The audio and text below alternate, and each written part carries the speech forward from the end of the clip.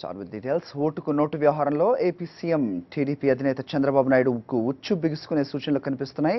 Nominated MLA స్టీఫెన్సన్తో బేరసారాల సమయంలో రేవంత్ రెడ్డి పలుమార్లు చంద్రబాబు పేరును స్పష్టంగా పేర్కొన్న నేపథ్యంలో చంద్రబాబుపై కూడా విచారణ జరపడం తథ్యమన్న సంకేతాలు వెలువడుతున్నాయి. ఈ వ్యవహారంలో చంద్రబాబుపై ఏసీబీ విచారణ జరిగే అవకాశాలున్నాయని సమాచారం.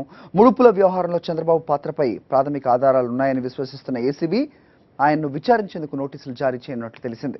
అత్యున్నత వర్గాల సమాచారం ప్రకారం ఏసీబీ చంద్రబాబుకు నోటీసులు జారీ చేసి విచారణకు హాజరు కావాల్సిందిగా కోరనుంది.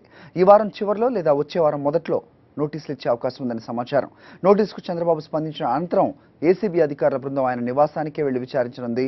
ఈ కేసులో సూత్రధారి ఒక ముఖ్యమంత్రి, అందువల్ల ఏ చిన్న సమాచారం కూడా లీక్ కాకుండా తాము జాగ్రత్తలు తీసుకుంటున్నామని, ఏ చిన్న అవకాశాన్ని వదులుకోవడానికి సిద్ధంగా లేవని ఏసీబీ వర్గాలు పేర్కొంటున్నాయి.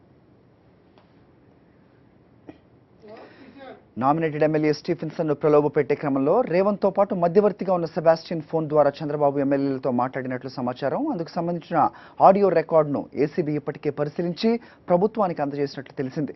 ఎప్పుడు ఏ సమయంలో ఎవరితో ఎవరు ఫోన్ల ద్వారా మాట్లాడారన్న వివరాలతో నివేదిక అందించినట్లు విశ్వసనీయ సమాచారం. ఈ మొత్తం వ్యవహారంలో సూత్రధారి చంద్రబాబేనని అనుమానిస్తున్న ఏసీబీ ఆయన విచారించడానికి తగిన ఆధారాలను ఇప్పటికే సిద్ధంగా ఉంచుకుంది. అయితే చంద్రబాబును ప్రశ్నించాలనే అభిప్రాయానికి రావడానికి ముందు న్యాయ నిపుణుల అభిప్రాయాన్ని ఏసీబీ కోరినట్లు తెలిసింది. చంద్రబాబుతో పాటు లంచం తీసుకుని ఓటేసేందుకు సిద్ధపడ్డ మరో 4 ఎమ్మెల్యేలను కూడా ఏసీబీ ప్రశ్నించనున్నట్లు తెలిసింది. ఈ వ్యవహారంలో మొత్తం ఫోన్ సంభాషణలను ఒకచోట క్రోడీకరించిన ఏసీబీ నేడు లేదా రేపు కోర్టుకు అందజేయనుంది. ఆ తర్వాత ఆదాయ పన్ను శాఖ రంగంలోకి దిగుతుందని, ఆదాయ పన్ను శాఖ ఫిర్యాదు మేరకు ఈడీ కేసు నమోదు చేస్తుందని తెలుస్తోంది.